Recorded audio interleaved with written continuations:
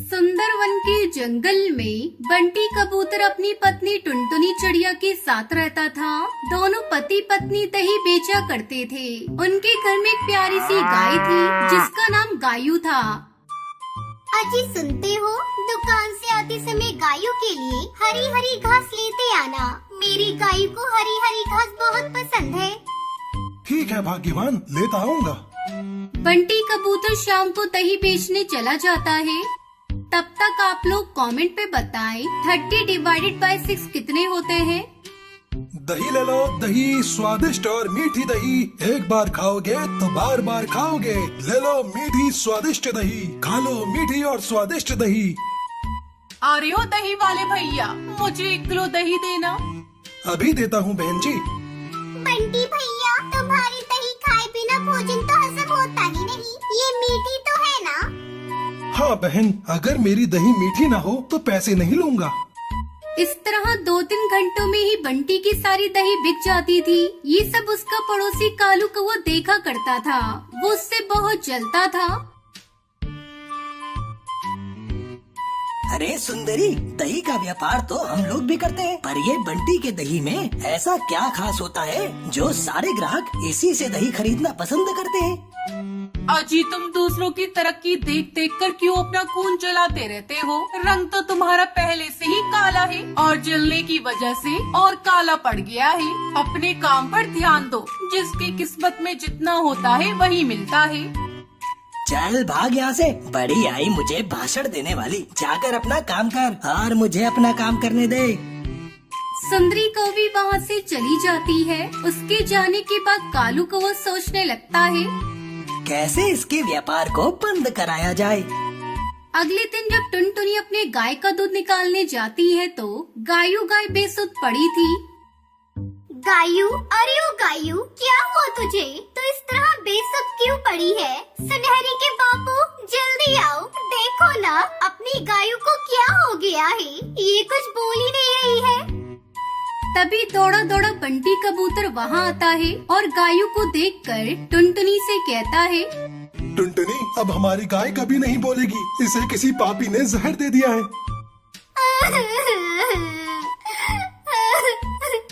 हे भगवान, ये क्या नष्ट हो गया? मेरी गायू से किसकी क्या दुश्मनी थी? गायू को मारने के बदले वो मुझे मार देता। दोनों पति पत्नी रोते हुए गायू को अपने घर की पिछवाड़े मिट्टी में दबा देते हैं। अब क्या होगा सुनहरी के बापू? घर कैसे चलेगा? हमारे पास तो इतने पैसे भी नहीं है कि हम दूसरी गाय खरीद सके।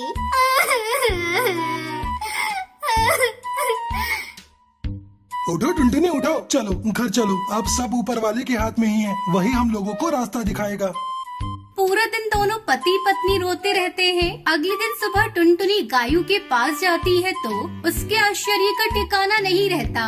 वहाँ पर एक पेड़ उग चुका था और उस पर दही की बहुत सारी मटकियाँ लटक रही थी। तभी उस पेड़ से आवाज आती है, बरसों तक तुमने मेरी सेवा की है, मैं तुम्हें दुखी नहीं देख सकती। अब तुम कितनी भी मर्जी दही बेच सकती हो। ये सब देखकर टुनटुनी चिड़िया बहुत खुश होती है। इस तरह टुनटुनी चिड़िया दही का व्यापार करके खुशी खुशी रहने लगी।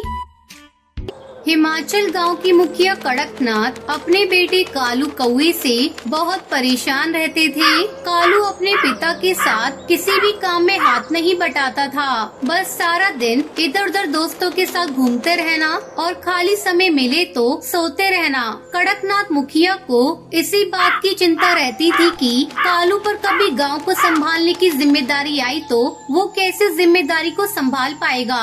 इसलिए एक दिन गुस्से में आकर कड़कनाथ कालू से बोला, कालू, तू कब तक इस तरह निठल्ला घूमता रहेगा? तेरी उम्र के कौवे शहर जाकर बड़ी बड़ी नौकरियां कर रहे हैं या फिर अपने पिता के साथ गांव की पंचायत में बैठते हैं। पर तुझे मैं कह कह कर थक गया। तू भी कुछ काम कर लिया कर। पर तेरे कान में तो जू तक नहीं रहनी थी। मैंने फैसला किया है, अब तुम गाँव में तभी आओगे जब कुछ काम धंधा सीख जाओगे। अरे कैसी बातें कर रहे हो? अकेला कौवा कहाँ कहाँ भटकेगा।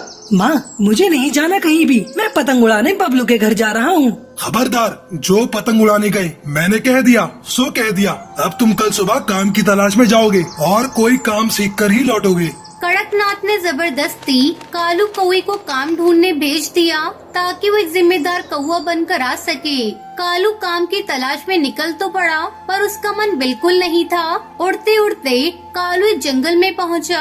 वहाँ एक पेड़ के नीचे साधु महाराज तपस्या में बैठे दिखाई दिए। कालू ने देखा एक काला नाग साधु बाबा को डसने वाला है। उसने कुछ भी देरी न करते हुए झट से नाग को उठाया और एक और फेंक दिया। शोर से साधु बाबा की तपस्या टूट गई। उन्होंने नाग को झाड़ियों से भागते देखा। धन्यवाद बेटा, तुमने आज मेरी जान बचा ली। आओ मेरी कुटिया में चलो, वहाँ चलकर बात करते हैं। बाबा आपकी कुटिया तो बहुत सुंदर है, ये तो बांस से बनी हुई है। बेटा ये बांस की कुटिया मैंने खुद बनाई है। बांस को जोड़ जोड़ कर बहुत मेहनत से मैंने इसे तैयार किया है। बाबा क्या मैं कुछ दिन यहाँ आपके पास रह सकता हूँ? हाँ बेटा बिल्कुल रह सकते हो। कालू साधु बाबा के साथ ही रहने लगा। वो साधु बाबा की बहुत सेवा करता था। वहाँ पर कालू कौवे ने बांस से घर बनाना सीखा। एक दिन साधु बाबा कालू से बोले, कालू बेटा मुझे यहाँ से दूसरे स्थान पर जाना है। अब तुम्हारा भी अपने गांव लौटने का निश्चित समय आ गया है। पर बाबा मुझे तो मेरे पिताजी ने कहा था जब तक मैं कोई काम धंधा नहीं ढूंढ लेता तब तक मैं गांव वापस नहीं जा सकता।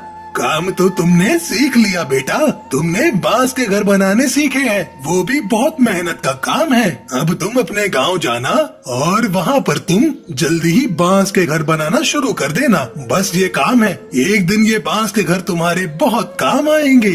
कालू साधु बाबा से विदा लेकर वापस गांव पहुंच जाता है और अगले दिन बांस मंगवाकर पूरे गांव में बांस के घर बनाना शुरू कर देता है। पता नहीं इस कौवे को मैंने काम धंधा ढूंढने भेजा था, पर ये तो बांस के घर बनाने में लग गया है। देखने में घर कितना सुंदर और मजबूत है। पर ये घर किस काम के? यहाँ कौन रहेगा? हैं? गांव में सबके अपने अपने घर, अपनी अपनी जमीन जायदाद है और ये फिजूल की मेहनत कर रहा है। कालू कुछ ही दिनों में पूरे गांव में जगह जगह बांस के घर बना लेता है। मानसून आ चुका था और हिमाचल गांव में कई दिनों से मूसलाधार बारिश हो रही थी। एक शाम पानी का बहाव तेज हो गया जिससे हिमाचल गांव बाढ़ की चपेट में आ गया। हिमाचल के साथ साथ आसपास के बहुत से गांव बाढ़ में डूब रहे थे। हिमाचल गांव के पक्षी हाहाकार मचाने लगे। तभी उन्हें गांव में बने बांस के घर दिखाई दिए जो काफी ऊंचे बने हुए और उन बांस के घरों की छत तक बाढ़ का पानी नहीं पहुंच रहा था। पूरे गांव ने बाढ़ से बचने के लिए कालू के द्वारा बनाए गए बांस के घरों में शरण ली। कड़कनाथ भी अपने बेटे कालू और अपनी पत्नी सुंदरी के साथ उसी बांस के घर में शरण लेता है। बापू मुझे साधु बाबा ने बोला था कि वक्त आने पर ये बांस के घर बहुत काम आएंगे और आज हमारा पूरा गांव बाढ़ की चपेट में आ गया है। गांव में एक एक घर बाढ़ में डूब गया है पर ये बांस के बने घर नहीं डूबे। हमारा पूरा गांव सुरक्षित है। हाँ कालू बेटा, तुमने तो सचमुच अपने गांव के लिए जो किया है वो मैं भी नहीं कर सकता। मुझे तुम पर गर्व है मेरे बच्चे। कुछ दिनों बाद सब कुछ ठीक हो गया। गांव वालों ने कालू की बहुत तारीफ की और फिर कालू खुशी खुशी अपने गांव में रहने लगा। तो ये थी आज की कहानी। आज का सवाल ये है, साधु बाबा कालू कौवे को क्या काम सिखाते हैं? अगर आपको पता है तो आप हमें कमेंट करके जरूर बताएं। वीडियो अच्छी लगी हो तो इस वीडियो को लाइक और शेयर करना ना भूलें। माँ जी कुछ तो बोलिए। माँ जी आप इतनी जल्दी हमें छोड़कर नहीं जा सकती।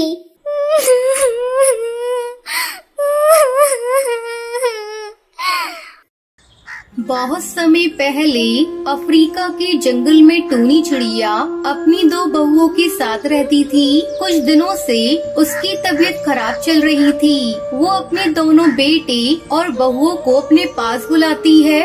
मेरे बच्चों, मुझे लगता है अब मैं ज्यादा दिनों तक जिंदा नहीं रह पाऊंगी। मैं चाहती हूँ अपने जीते जी सारी जमीन जायदाद तुम दोनों में बराबर बराबर बांट दूँ।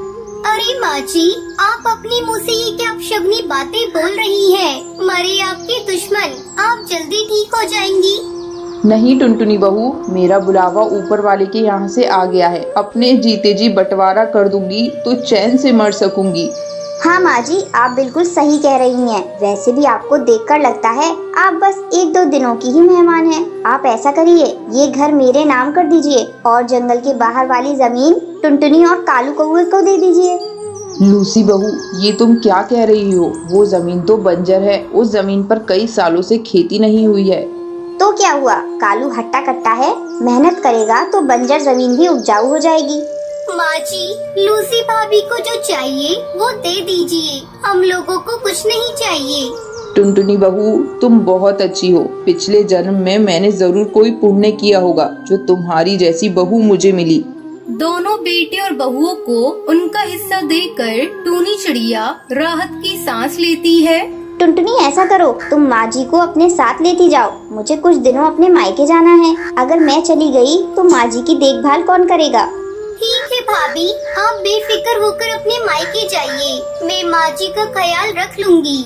कालू कौआ अपनी माँ और पत्नी के साथ एक छोटा सा घोंसला बनाकर रहने लगता है। इस तरह कुछ दिन गुजर जाते हैं। एक दिन कालू कौआ टुनटुनी चिड़िया से कहता है, टुनटुनी, चलो खेत की सफाई करके सारे कंकड़ पत्थर हटा देते हैं, फिर माँ का आशीर्वाद लेकर बैगन की खेती करेंगे। ये तो आपने बहुत अच्छा सोचा है जी, देर करने से कोई फायदा नहीं, हम आज से ही खेत की सफाई शुरू कर देते हैं। दोनों पति पत्नी मिलकर खेत का सारा कंकड़ पत्थर हटाकर उसकी सफाई करते हैं। फिर उसमें मिट्टी और खाद डालते हैं।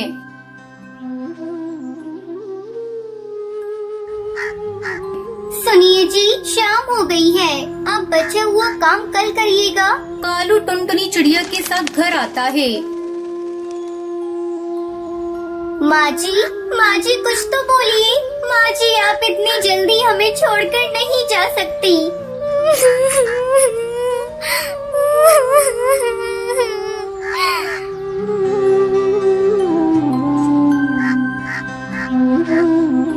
दुखी मन से कालू कौआ अपनी माँ को खेत में ही दफना देता है। माँ, अपना आशीर्वाद सदा हम पर बनाए रखना। अगले दिन कालू अपने खेत में बैंगन के छोटे छोटे पौधे लगा देता है और दिन रात उसकी अच्छी तरह से देखभाल करने लगता है। देखते ही देखते उसके खेत में सुंदर सुंदर बैंगन की फसल लहराने लगती है। देख रही हो जी, अपने खेत में बैंगन कितने सुंदर लग रहे हैं। फसल इतनी अच्छी आई है कि विश्वास ही नहीं हो रहा है कि ये खेत बंजर था। आपने बहुत मेहनत की है। आज माँ जी जिंदा होती तो इस फसल को देखकर बहुत खुश होती। कालू को वो अपने खेत से बैंगन तोड़कर शहर की मंडी में बेच देता और पैसे लाकर टुनटुनी को दे देता है। टुनटुनी चिड़िया, इन पैसों को ले जाकर एक बक्से में रख दो। मैंने एक जमीन के बारे में बात की है, जल्द ही मैं उस जमीन को खरीद लूंगा। खुशी खुशी टुनटुनी चिड़िया उन पैसों को ले जाकर एक बक्से में रख देती है। टुनटुनी और उसका पति बैंगन की खेती करके खुशी खुशी अपनी जिंदगी बिताने लगते हैं।